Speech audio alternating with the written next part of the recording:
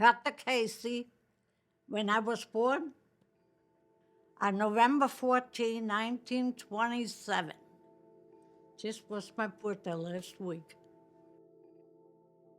Growing up was pretty nice. Then we got in like in our teenager. And you know, when Hitler came in, I even got a couple things if you want to see. Wasn't bad, but the bombing 4 years. We got bombed out 2 times. But you know, Vienna have strong buildings.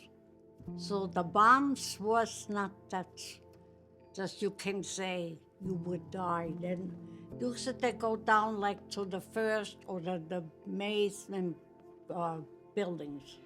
So we always had to stay 10 o'clock in the morning. The cuckoo starts, cuckoo, cuckoo, and you had to get ready, get all your little gears and down the cellar. So that was mostly every day. And that was for 4 years. And then after, when it was over, and you know, occupied from all 4, thing was the Russian, the English, the French, and the American. And unfortunately, I lived in the Russian section. So it was nightmares. We saw them killing, raping. If you didn't give him a ring quick enough for the earrings, they cut your ear, they cut your finger.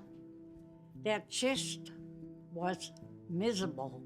And that was the Mongolian, what Hitler must have had in concentration camp. And that's the first one they let out. And that's the one that was full of hate.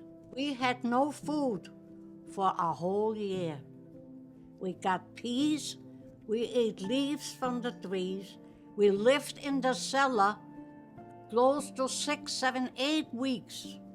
We couldn't get up because they occupied upstairs, the apartment, and we had to be down the cellar. And then there was getting nasty. And thank God my father talked Russian because he was in World War I, so he talked fluently. So the younger women came running and said, please help us. He was raping the women. He says, I have to take care of my own people. And I tell you, it was really bad. In 1952, so I was a dressmaker. I'll show you the paper. And my husband worked in G2 with all the big channels. And there was a civilian American woman, and their one had fixed like the jackets and their skirts, and he had to bring them to our store. And I was the lucky one. He was talking and that. Then he says, maybe I can see you. I said, well, I'm living in the Russian zone. You cannot go in there. He says, don't worry. I'm taking a taxi. I'm gonna come and pick you up. So when he came and he see how we lived, it was all bombed out. And you know, so we was hungry. So my mother started crying. And she says, oh my God, she says, maybe you can bring us little food. She stopped saying that. And he did, he brought us donuts and everything. And like I say, he felt sorry for me. And then, like I said, we fell in love. And then they transferred him to Salzburg. And then from Salzburg, I left them in 1952. So I was lucky. I had a good luck. Well, you know, I can tell you the truth. When you go through rough times like that, and I believe God, my guardian angels are good to me. And I says, I was a heavy smoker. I smoked 4 packs a day. And I couldn't eat and drink coffee. I says, gee, can't believe it.